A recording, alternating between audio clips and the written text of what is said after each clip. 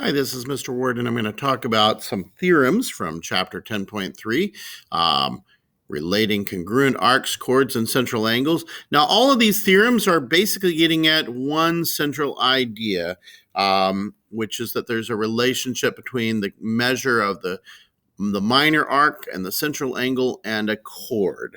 So, if we have two central angles, central angles of a circle or of congruent circles, it can be the same circle or congruent circles.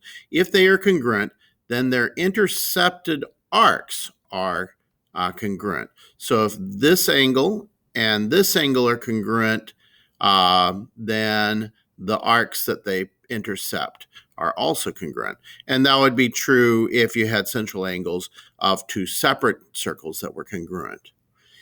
On the other hand, and the other way, basically looking at the other way around, if the intercepted arcs, the two arcs of a circle or of congruent circles are congruent, then their central angles are congruent. So Theorem 70 and 71 are basically saying the same thing in opposite directions. Central angles and arcs that are going to be congruent in the same circle or in congruent circles. So let me go ahead and take a look at the other theorems for you. So that was 70 and 71. Now, Theorem 72 relates the chords and the central angles. So just like if the central angles and the arcs are congruent, now we also have central angles. If two central angles of a circle are congruent, then their chords are congruent. And on the other hand, if their chords are congruent, then their central angles are congruent. And this is true for the same circle or for congruent circles. It's not true for circles that are not congruent, meaning they don't have the same radius. Also, you might consider that if they are considered congruent in separate circles, then that would point to the radii being congruent and therefore the circles being congruent. So we could work backwards there as well. If two arcs of a circle are congruent, then their corresponding chords are congruent. So arcs and chords. And then finally, if the chords of a circle or congruent circles are congruent, then their arcs are congruent. And all of this is nicely summarized here at the bottom. Congruent chords connect to congruent arcs, connect to congruent central angles. Now, having said all of that, let's take a look at some sample problems and see how this all applies. So let me drag the page here. So we have circle B. Means the B is the center of the circle. We know D is the midpoint of arc AC, and we want to conclude. We're trying to conclude that BD bisects angle ABC. Well, if D is the midpoint, then that means that the measure of arc AD has to be the same as the measure of arc CD. So we can label those with a little tick mark. Okay, so those are going to be the same. And if those are the same, then the angle for this one has to be matching the angle here. So we've got two arcs that are congruent, and therefore their corresponding central angles have to also be congruent. So let's see what how the book presented it. Okay, we've got our givens. Circle B and D is the midpoint of arc AC, given. Arc AD is congruent to arc DC. These are the minor arcs, of course. And the midpoint of an arc divides the arc into two congruent arcs. And that's an implied definition. I'm not sure I don't think it was actually mentioned in the beginning of the chapter, but a midpoint is the halfway mark. Then we've got angle ABC. Statement ABD is congruent to angle DBC. How do we know that? Well, if two arcs of a circle are congruent, then their central angles are congruent. And then the final statement to make this a formal proof is we have to bring it home to the conclusion ray BD bisects angle ABC.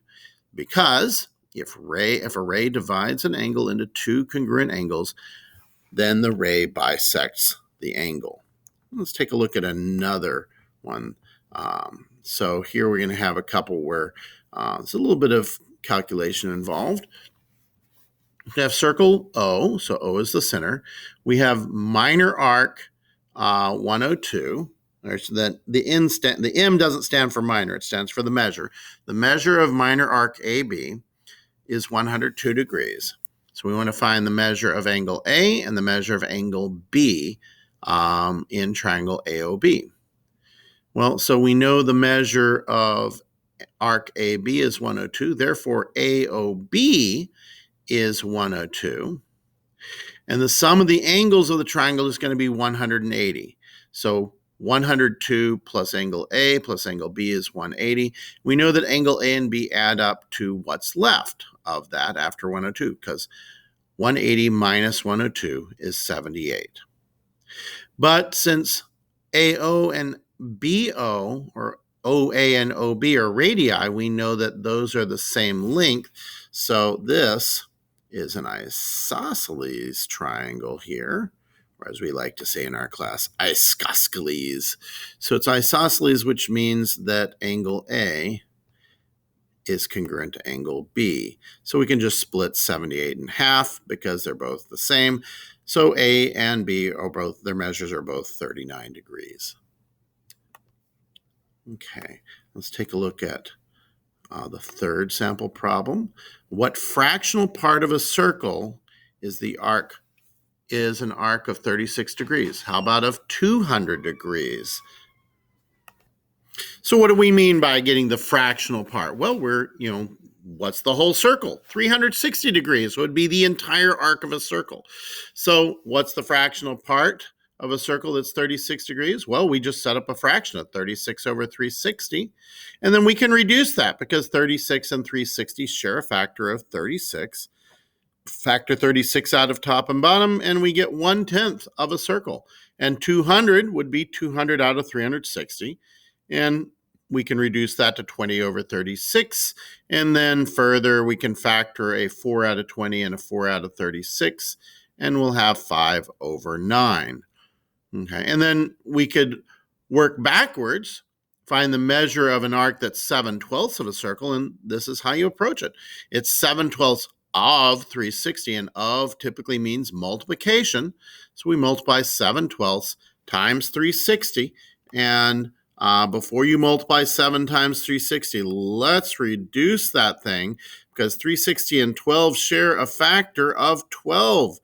Divide 12 by 12, I get 1. Divide 360 by 12, I get 30, because 360 is 10 times 36, and 36 would be 3 times 12, so we get 30. So now it's just 7 times 30, which is a nice, easy number of 210 degrees. All right, the final problem is a proof. It looks like a bicycle that would be very uncomfortable to sit on. And we have circles. That's what the circle with an S means. That's plural for circles. Circles P and Q. So P and Q are the centers of their respective circles. We are told that angle P is congruent to angle Q. We are told that segment AR is congruent to segment AD. And we need to prove that arc AB is congruent to arc CD. Now, in order to do that, we have to prove that circle P is congruent to circle Q. All right, so how are we going to do that? Well, we know the angles are the same, which means this. It means that if this angle is the same as this angle, it means that triangle PQR is isosceles. And so this segment is the same as this segment. And since we were already told that AR is congruent to RD, then by subtraction, we can go on and say that PA and QD are congruent, so the radii of the circles are congruent. Okay, and so that's what we've got in this proof. We've got our givens, circle P and Q, angle P and Q are congruent. We have RP, which we just said, and RQ are congruent because the base angles theorem. And then we have our given of AR and RD being congruent. And by subtraction, we can say AP and DQ are congruent. Now, that means that circle P and circle Q are congruent because they have the same radius. All right, I'm going to move up a little bit. All right, so now that we've got that information, the circles are congruent, the angles are congruent, arcs that are intercepted by central angles that are congruent, incongruent circles are going to be congruent. So we have everything we need for that proof. Okay, so it comes back to that basic idea.